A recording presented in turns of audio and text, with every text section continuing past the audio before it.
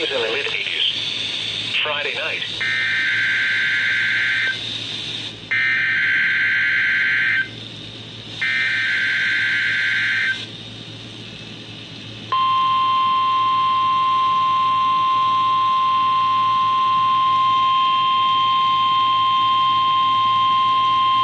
This is the National Weather Service office in State College, Pennsylvania.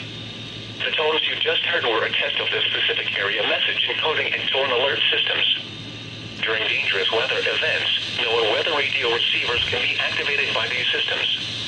A message with information about a watch or warning would follow. Tests of these systems are normally conducted by the National Weather Service between 11 a.m. and noon each Wednesday.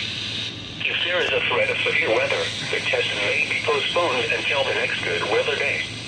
Repeating, this was a test of the specific area message encoding and tone alert systems.